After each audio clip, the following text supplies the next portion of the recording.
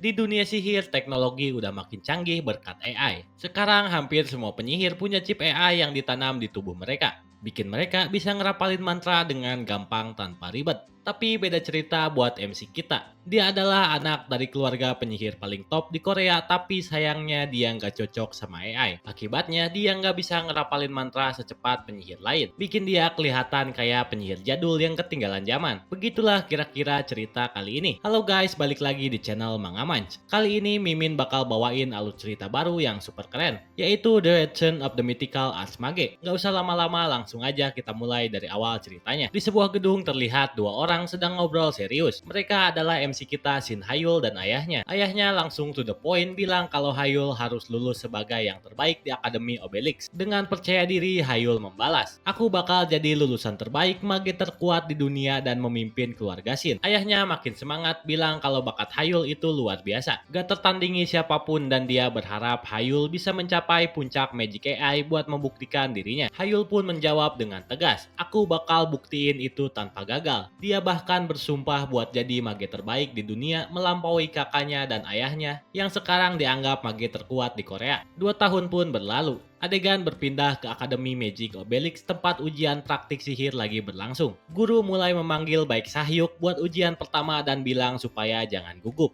Tapi Sahyuk dengan santai menjawab, "Nggak ada alasan buat gugup, peringkat terbawah udah jelas siapa." Sambil senyum meremehkan, Sahyuk ngejek Hayul, nyebut dia pecundang karena nggak bisa pakai sihir dasar. Dia terus ngehina Hayul, bahkan nyebut dia sampah yang nggak bisa pakai Magic AI. Tapi Hayul nggak terganggu sama sekali. Dalam hati dia berpikir di dunia ini penyihir tetap langka dan berharga. Guru pun nyuruh Sahyuk buat segera mulai ujian. Dua serigala monster muncul di arena. Sahyuk langsung memanggil papan sihirnya, lalu mengeluarkan fireball buat ngalahin serigala-serigala itu dengan gampang. Setelah selesai, dia berkata dengan ekspresi sombong, "Mudah seperti yang diharapkan." Sekarang giliran Hayul. Guru memanggilnya dan ujian pun dimulai. Dua monster serigala muncul di depannya. Hayul mulai merapal mantra sihirnya, tapi karena lambat dia langsung diterkam oleh monster itu. Para murid pun mulai tertawa keras-keras melihatnya. Sahyuk makin menjadi, "Kau sebut itu sihir? Shin Hayul penyihir jadul yang gak bisa pakai AI. Ketahuilah tempatmu." Meskipun akhirnya Hayul berhasil ngalahin serigala itu, dia tetap gagal ujian karena waktu yang dia butuhkan melebihi batas yang ditentukan. Sekali lagi semua murid tertawa dan meremehkannya. Sambil berlutut, Hayul berpikir dalam hati, "Aku gagal tapi setidaknya waktu perapalanku udah sedikit lebih cepat." Flashback 2 tahun lalu. Saat itu Hayul dinyatakan tidak cocok dengan AI. Ayahnya langsung kecewa dan bahkan mengirim obat buat menghancurkan lingkaran mana di jantungnya. Tanda kalau dia udah menyerah pada Hayul. Tapi Hayul nggak pernah menyerah. Dia memilih buat mempelajari sihir tradisional. Walaupun metode ini cuma bisa dipelajari lewat buku. Shin pindah ke kamar Hayul. Dia melihat tumpukan buku sihirnya yang makin numpuk dan berpikir, bakal bagus kalau semua buku ini ada di e-book. Tapi matanya tiba-tiba tertuju pada sebuah buku asing yang belum pernah dia lihat sebelumnya. Karena penasaran, dia langsung ngambil buku itu dan mencoba membukanya. Buku itu terlihat tua tapi juga mewah dan mahal. Saat membukanya, Hayul melihat tulisan tangan yang jelek banget. Tapi setelah membaca beberapa halaman, dia sadar bahwa buku itu milik Rebel Beiteno. Rebel Beiteno adalah penyihir agung pertama umat manusia, kaisar pertama kekaisaran Magus Beiteno, dan pencipta semua sihir. Waktu kecil Hayul sering baca kisah tentangnya, tapi tiba-tiba buku itu mengeluarkan cahaya terang. Hayul kaget buru-buru nutup matanya karena silau. Lalu terdengar suara dari dalam buku. "Kepada orang yang memiliki konstitusi seperti aku dan bisa mendengar suaraku, aku Rebel Beiteno meninggalkan buku ini kepadamu." Mata Hayul membelalak. Apa-apaan ini? Hayul pun mulai berpikir, mungkin ketidakcocokan dengan AI sebenarnya adalah keberuntungan. Tanpa sadar, dia telah membuka jalan menuju sesuatu yang lebih besar. Keesokan harinya di kantin Akademi Obelix, Hayul yang lagi makan tiba-tiba didatangi seorang pria. "Makan sendiri lagi hari ini?" tanyanya santai. Hayul pun cuma ngangguk. Begitulah.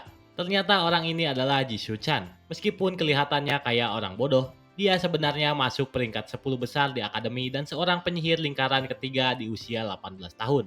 Bisa dibilang dia satu-satunya yang bisa Hayul sebut teman di akademi ini. Sambil ngunyah makanannya, Sun Chan bertanya, "Ada yang ngebully lo lagi? Kalau ada kasih tahu gue bakal urus mereka." Hayul senyum tipis, "Gue baik-baik aja."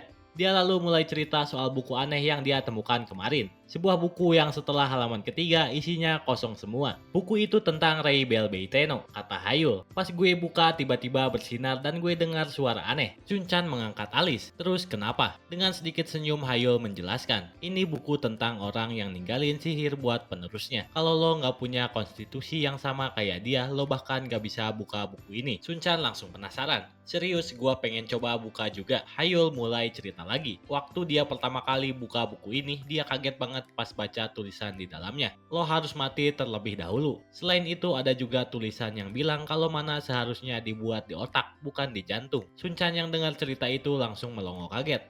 Lingkaran mana di otak? Itu sama aja nyuruh lo mati. Sunchan pun nyaranin Hayul buat memeriksa buku itu lebih lanjut dulu sebelum melakukan sesuatu yang berbahaya. Shin berpindah ke asrama siswa Akademi Obelix. Hayul nunjukin bukunya ke Sunchan. Ini bukunya, tanya Sunchan. Iya, jawab Hayul. Kalau lo nggak punya konstitusi yang sama kayak Ray Belbeiteno, lo nggak bakal bisa buka buku ini. Yuk coba aja. Sunchan langsung nyoba buka buku itu. Dia ngeluarin semua kekuatannya buat ngebuka, tapi nggak ada hasilnya. Setelah beberapa saat, dia akhirnya nyerah. Buku ini gak gerak sama sekali, mungkin ada mantap pengunci. Sunchan akhirnya mengangkat tangan. Ah sudahlah, gue nyerah, gue balik dulu, selamat malam, katanya sebelum pergi. Begitu Sunchan pergi, Hayul mencoba buka buku itu lagi. Dan anehnya kali ini buku itu terbuka dengan mudahnya. Dia mulai bingung. Halaman yang kemarin kosong sekarang ada tulisannya. Di dalam buku itu tertulis, kepada penerusku, jika tebakanku benar kau mungkin menggunakan lingkaran mana di jantungmu untuk mengeluarkan sihir. Untuk orang biasa itu normal, tapi untukmu dan aku itu bukanlah cara yang benar. Pas lagi fokus baca, tiba-tiba buku itu melayang ke udara.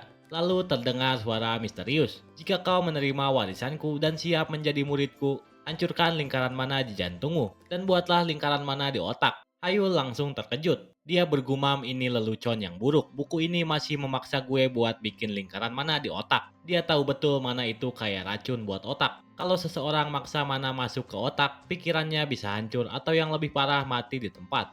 Buku ini nyuruh gue mati dengan cepat, pikirnya sambil menarik selimut dan bersiap untuk tidur. Siapa juga yang bakal ngelakuin hal gila kayak gitu? Gumamnya sebelum akhirnya terlelap. Keesokan harinya, di ruangan pribadi instruktur, Hayul datang menemui instruktur akademi. Dia menyerahkan buku aneh itu dan berkata, tolong lihat buku ini pak. Instruktur menerima bukunya, mengamatinya sebentar lalu berkomentar. Ini ditulis dalam bahasa kuno dan kelihatan cukup tua. Jadi apa yang harus aku periksa? Tanya instruktur. Coba buka dan lihat apakah buku ini tersegel oleh sihir. Instruktur mengangkat alis. Tersegel? Iya, ada rumor aneh di antara murid-murid akhir-akhir ini. Instruktur mengangguk, tapi juga menasihati Hayul. Jangan terlalu fokus sama rumor. Lebih baik kau perhatikan pelajaran di akademi. Setelah itu, dia mulai memeriksa buku itu. Tapi setelah beberapa saat, dia berkata, aku nggak menemukan jejak sihir di buku ini. Dia pun menyerahkan buku itu kembali ke Hayul. Hayul terkejut. Bahkan Sunchan yang punya kekuatan sihir tinggi dan guru sendiri nggak bisa buka buku ini. Senyum muncul di wajahnya. Mungkin buku ini beneran asli. Malam pun tiba, Shin berpindah ke kamar Hayul. Hayul duduk di kursi, menatap obat yang diberikan ayahnya. Obat ini bisa menghancurkan lingkaran mana di jantungnya. Tangannya gemetar,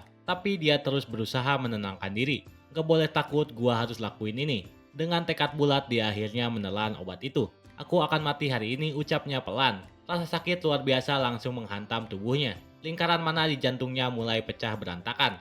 Ini kematian seorang penyihir. Tapi tepat saat itu, dia mulai mengedarkan mana ke otaknya. Begitu mana masuk ke otaknya, rasa sakitnya perlahan mulai menghilang. Lalu dia mendengar suara berbisik di kepalanya. Bisakah kau mendengar suaraku, generasi masa depan? Hayul kebingungan. Suara siapa ini? Dari mana datangnya? Tiba-tiba dia mendengar nyanyian dan tawa, seolah-olah sesuatu sedang menari di sekelilingnya. Pagi harinya Hayul terbangun. Dia heran karena dia masih hidup. Dia langsung mengambil bukunya dan mengeceknya. Halaman yang sebelumnya kosong sekarang berisi sebuah surat. Dan kali ini suara itu terdengar lebih jelas. Selamat, kau telah mengambil langkah pertama. Buku ini bernama Idred. Mulai saat ini legendamu dimulai. Dari buku Idred ini, aku mendedikasikan seluruh sihirku. Aku menyerahkan sihirku padamu untuk dia yang mengejar. Tidak, haruskah aku memanggilmu muridku sekarang? Hayul menatap tulisan itu dan air mata mulai mengalir di pipinya. Beberapa hari kemudian di kelas Akademi Obelix, Hayul duduk di mejanya sambil senyum-senyum sendiri, mengecek buku Idred lagi. Yang bikin dia makin semangat, halaman baru terus bertambah.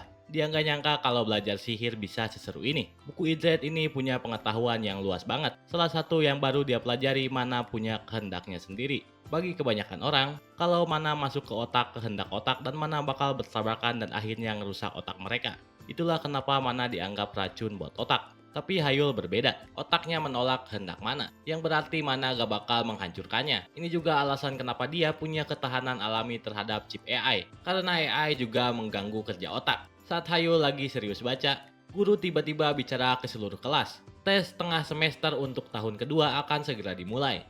Tapi kali ini ada aturan baru.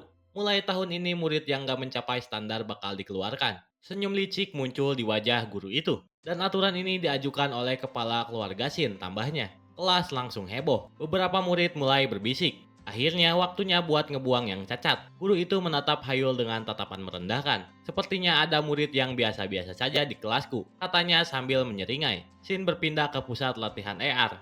Hayul baru saja selesai sekolah dan memutuskan buat menyewa tempat simulasi latihan. Biaya sewanya 200.000 won per jam, gak murah, tapi dia butuh tempat buat mengukur kemampuannya. Pas masuk, penjaga tempat bertanya, "Kau sendiri?" "Iya," jawab Hayul singkat. Penjaga itu pun ngasih kartu ruangan 14 buatnya. Waktu penjaga mau menjelaskan cara pakainya, Hayul langsung motong. "Aku sudah tahu cara menggunakannya." Baru setelah itu penjaga sadar, orang yang tadi dia layani adalah Shin Hayul, anak dari keluarga Shin bangsawan yang dianggap gagal karena nggak bisa pakai AI. Di dalam ruangan simulasi, Hayul memanggil 10 monster serigala. Meskipun mereka monster tingkat rendah, melawan 10 sekaligus bukan hal mudah. Rekor waktu tercepat untuk tantangan serigala di akademi adalah 12 menit 33 detik. Sekarang Hayul ingin tahu sejauh mana kemajuannya setelah latihan dari buku Idred. Dia memanggil lingkaran mana barunya, Infinity Circle. Dengan cepat dia merapal mantra sihir air dan berhasil mengalahkan salah satu serigala. Dia terpana. Ini luar biasa. Dalam hatinya dia berpikir, jadi ini kekuatan asliku. Gak bisa dipercaya. Penyihir lain mensirkulasikan mana mereka lewat jantung buat pakai AI. Tapi aku bisa menyebarkan mana ke seluruh tubuh dengan otakku. Dia bersyukur telah menemukan Infinity Circle. Kekuatan sihirnya yang dulu tersegel sekarang benar-benar bebas. Dengan penuh semangat dia mencoba merapal mantra api. Tapi tiba-tiba suara dari masternya terdengar di kepalanya.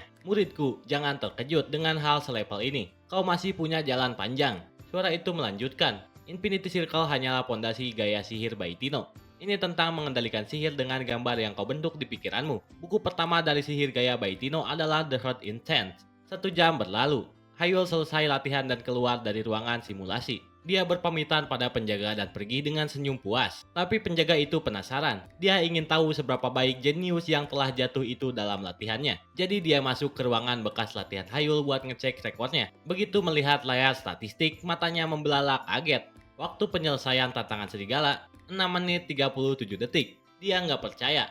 Gak mungkin orang yang nggak cocok dengan AI bisa bikin rekor secepat ini. Masih nggak terima, dia mulai menyalahkan mesinnya mengira ada kesalahan sistem. Dengan kesal dia menendang mesin itu. Sementara itu Hayul pulang dengan senyuman puas di wajahnya.